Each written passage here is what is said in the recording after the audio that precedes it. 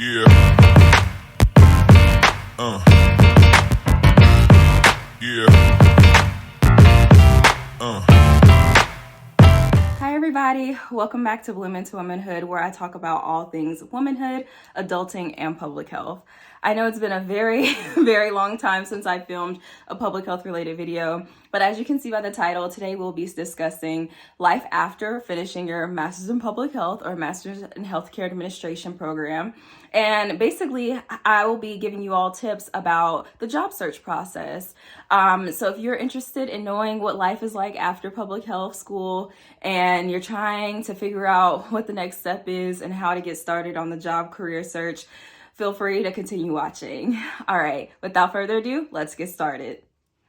All right, so one of the first questions you want to ask yourself is, what type of position are you looking for after graduating? You're in the fall of your second year, and that is heavily on your mind, right? You're trying to figure out what the next step will be after graduation. And honestly, there are typically two different things you could do.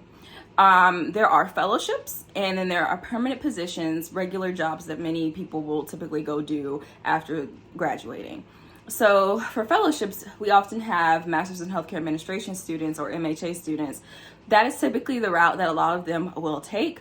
And usually they'll look for an administrative fellowship that is about 1 to 2 years long. But this is not exclusive just to MHA students. You can be an MPH student and apply to a fellowship.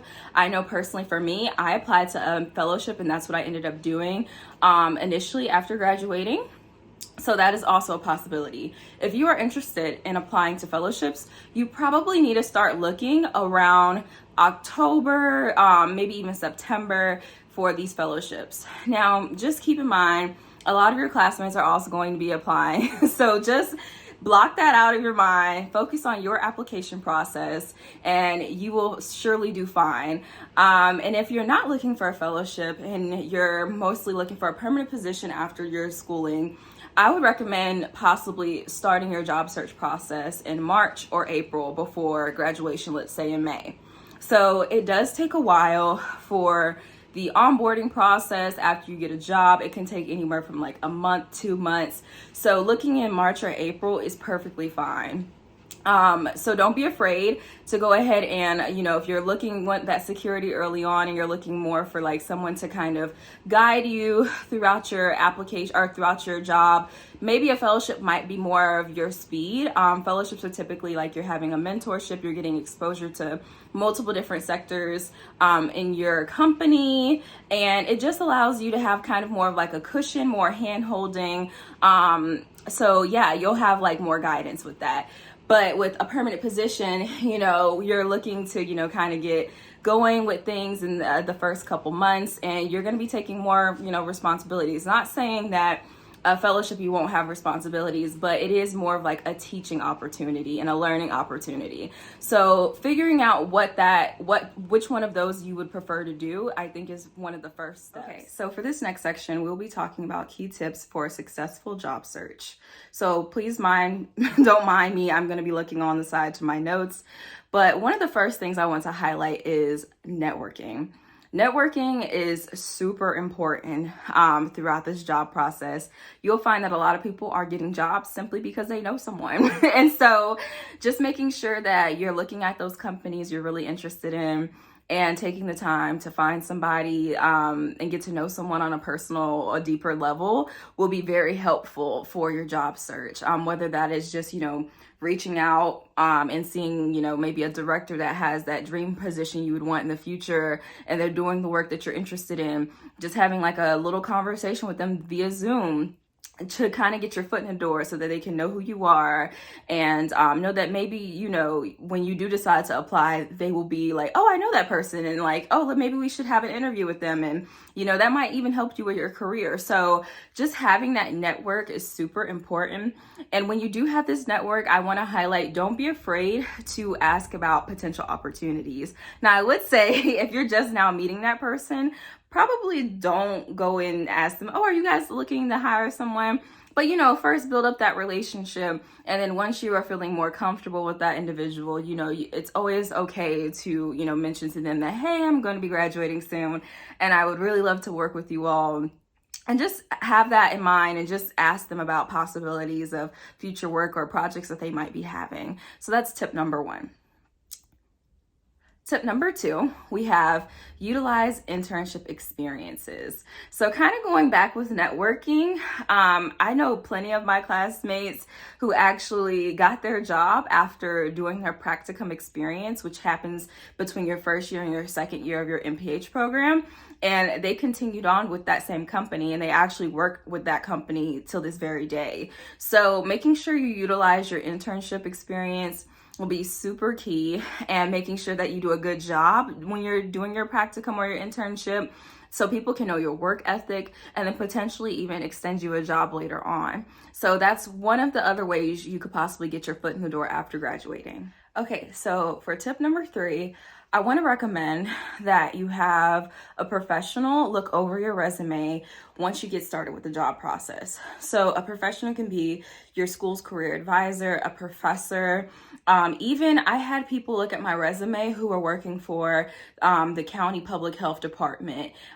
So making sure you utilize any and all individuals, people who are in the field that you're interested in going into, whether it be maternal health, epidemiology, nutrition, environmental health. Really have those people who are in it and the people who are in the hiring process look at your resume so that you can get really helpful tips, because they know they have an eye for what they're looking for, and that will definitely help you in your job search process along the way. Next, I would recommend for tip number 4 is to have a model cover letter. So when I say a model cover letter, I mean you can have a cover letter for a specific type of job. So if you're looking for an epidemiology position, maybe you have a cover letter tailored for that. If you're looking for like a biostats position, you might have a cover letter tailored for that, for data. If you're looking for like more project management type of positions, you might have a program letter tailored for that. And in some respects, some people even do event management. So you might have a cover letter tailored for events. So just making sure that you have these kind of categorized cover letters that can be applied to any position that you're applying to in the field will be super helpful as well. All right, so for tip number 5, we're going to be talking about how you can utilize the internet in your job search process. So I would recommend when you're looking for jobs, looking at things, of course, like LinkedIn, Indeed, these other, big online companies.